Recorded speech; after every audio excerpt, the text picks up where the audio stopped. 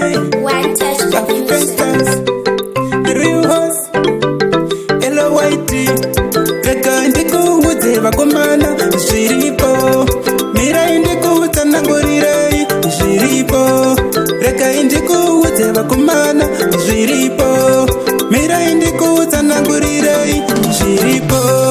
Kuti umutore mwana wangu zvinonetsa, apa una mari kana mombe dzinotsika. Rudo ikasva runotosatiswa nemari, kana watomuda mwana wangu otoshinga. Koiwe wezvaungori munhu, koiwe wezvavakangodaro, koiwe wezvaungori munhu unoiwana biko mari. Koiwe wezvaungori munhu, koiwe wezvavakangodaro, koiwe wezvaungori munhu unoiwana biko mari. Noriwane pinyanga yenzou, noriwane pisakarengoda, unoiwane pinyanga yechipembete zvarandoida.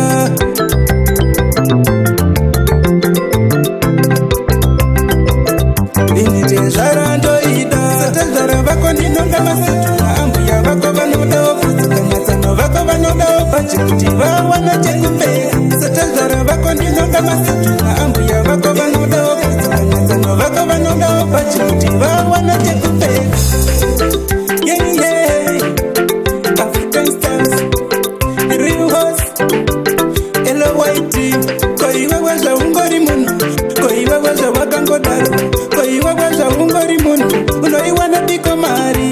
Koiwe wezvaungori munhu, koiwe wezvavakangodaro, koiwe wezvaungori munhu unoiwana biko mari.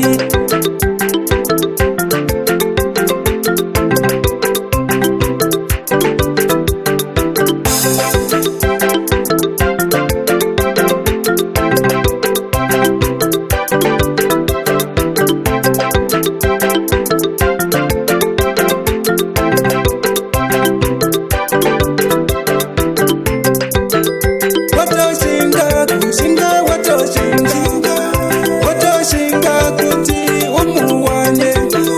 Watoshinga kushinga, watoshinga, watoshinga kuti umuwane.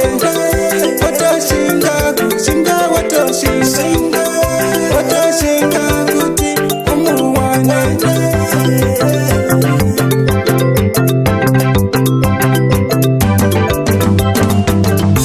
Noiwane pinyanga yenzo, noriwane pisakarengoda, unoiwane pinyanga yechipembete zvarandoida. Unoiwane pinyanga yenzo, unoriwane pisakarengoda, unoiwane pinyanga yechipembete zvarandoida. Kuti umutore mwana wangu zvinonetsa, apa una mari kana mombe dzinotsika. Rudo ikasva runotosa